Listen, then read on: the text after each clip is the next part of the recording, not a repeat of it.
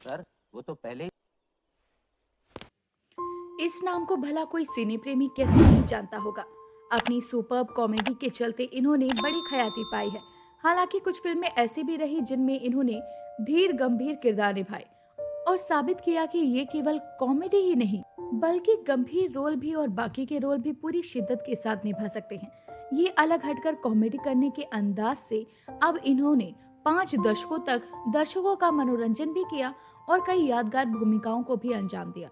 असरानी साहब का जन्म हुआ था 1 जनवरी साल 1940 को राजस्थान की राजधानी जयपुर के एक सिंधी हिंदू परिवार में। इनका पूरा नाम है गोवर्धन असरानी। इनके पिता की जयपुर में एक कारपेट शॉप थी। पिता चाहते थे कि ये भी इनके काम में हाथ बटाएं, लेकिन पिता के काम में इन्हें जरा भी दिलचस्पी नहीं थी। साथ ही पढ़ाई में भी कुछ खास नहीं थे।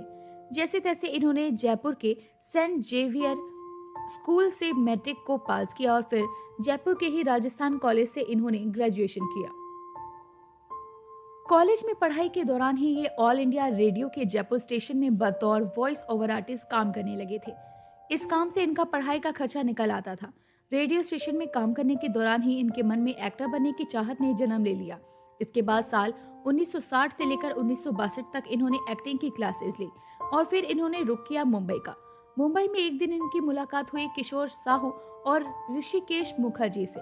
इन दोनों ने ही असरानी को समझाया कि अगर तुम इस इंडस्ट्री में कामयाब होना चाहते हो तो तुम्हें विधिवत तरीके से एक्टिंग को सीखना चाहिए।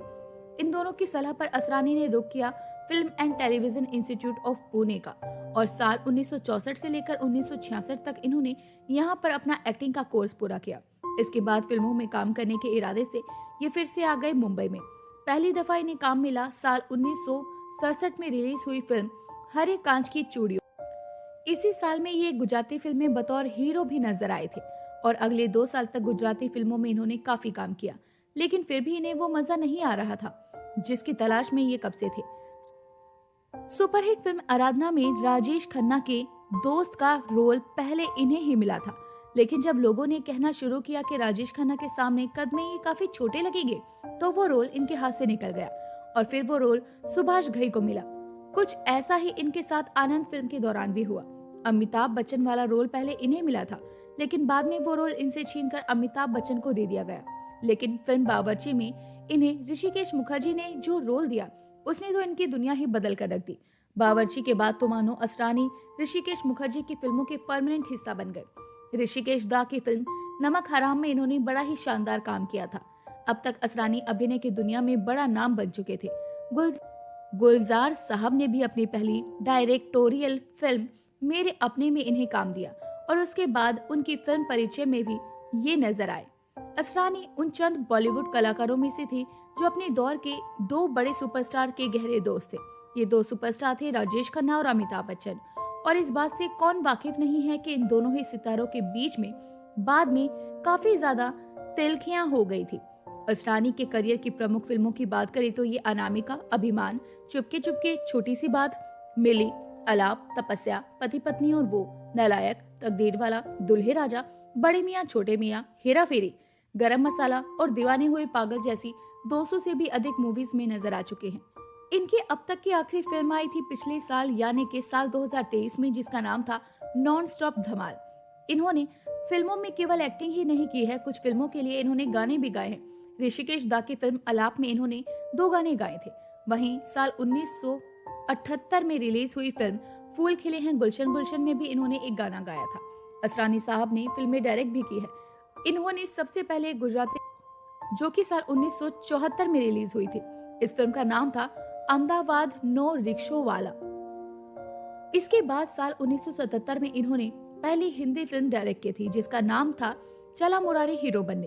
इस फिल्म में एक्टिंग भी इन्होंने ही की थी। इसके 2 साल बाद यानी कि साल 1979 में इन्होंने सलाम मेम साहब नाम की एक फिल्म डायरेक्ट की थी। ये भी एक कॉमेडी ड्रामा थी और इस फिल्म में ये खुद भी नजर आए थे। अगले साल यानी 1980 में रिलीज हुई फिल्म हम नहीं सुधरेंगे का डायरेक्शन भी असरानी ने ही किया। इस फिल्म में एज एन एक्टर भी ये नजर आए। साल 1993 में रिलीज हुई फिल्म दिल ही तो है का डायरेक्शन भी इन्होंने ही किया था। इस फिल्म में जैकी श्रॉफ, दिव्या भारती और शिल्पा शिरोडकर लीड भूमिकाओं में थे। असरानी साहब ने इस फिल्म में एक्टिंग नहीं की थी। हालांकि आपको इनसे जुड़ा एक और किस्सा भी बताते हैं। अमिताभ बच्चन धर्मेंद्र अभिनीत फिल्म शो शोले में जेलर का किरदार निभाकर लोकप्रिय हुए चरित्र अभिनेता असरानी गोवर्धन असरानी को शुरू के दिनों में काफी संघर्ष करना पड़ा। वो हिंदी सिनेमा के प्रसिद्ध निर्देशक ऋषिकेश मुखर्जी के पीछे सालों तक इसीलिए लगे रहे कि उन्हें कोई काम मिल जाए, लेकिन उन्हें कोई काम नहीं मिलता था। एक बार जब ऋषिकेश मुखर्जी जया भादुड़ी की तलाश में असरानी के पास आए तो असरानी ने खुद ही काम मांगना शुरू कर दिया। इस दिलचस्प किस्से का जिक्र उन्होंने एक शो में इंटरव्यू के दौरान किया। दरअसल असरानी ने जिस फिल्म इंस्टीट्यूट से एक्टिंग को सीखा, उसी इंस्टीट्यूट में जीविका के लिए वो इंस्ट्रक्टर का काम करते थे। ऋषिकेश मुखर्जी उस फिल्म इंस्टीट्यूट में बतौर लेक्चरर भी आते थे। असरानी ने बताया था कि ऋषिकेश मुखर्जी आती तो थी, तो मैंने कहा कि इनके पीछे पड़ना चाहिए। मैंने उनसे बॉम्बे में भी मिला था। 1.5-2 साल हो गए और वो कहते थे कि फिल्मों में मुझे काम देंगे। मैंने कहा 2.5 साल हो गए, कुछ करता तो नहीं है ये आदमी। एक दिन मैंने देखा कि जीप में ऋषिकेश मुखर्जी आ रहे हैं, गुलजार साहब और कई लोगों के साथ। मुझे बुलाया उन्होंने, तो मैंने सोचा कि आज तो मेरी किस्मत खुल गई। मैं भागता हुआ आया। उन्होंने आगे बताया कि ऋषिकेश मुखर्जी ने उन्हें सबसे मिलवाया, तो उन्हें लगा कि रोल तो अब ऑफर हो ही जाएगा। लेकिन तभी ऋषिकेश मुखर्जी ने उनका भ्रम तोड़ दिया। असरानी ने बताया कि उन्होंने कहा ही नहीं कि नहीं, मैं तुम्हें रोल दूंगा, पहले ये बताओ यहाँ कोई जया भादुड़ी नाम की लड़की है। मैंने कहा अरे ये तो उसके लिए आए हैं। असरानी ने उन्हें जया भादुड़ी से मिलवाया।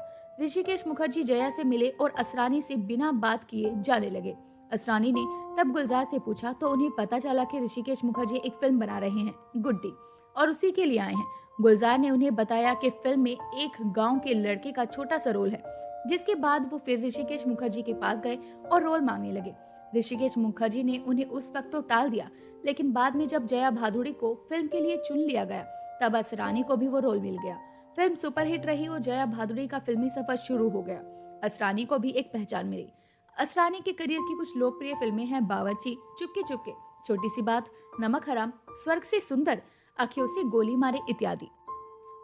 बतौर डायरेक्टर इनकी आखिरी फिल्म थी साल 1997 में रिलीज हुई उड़ान।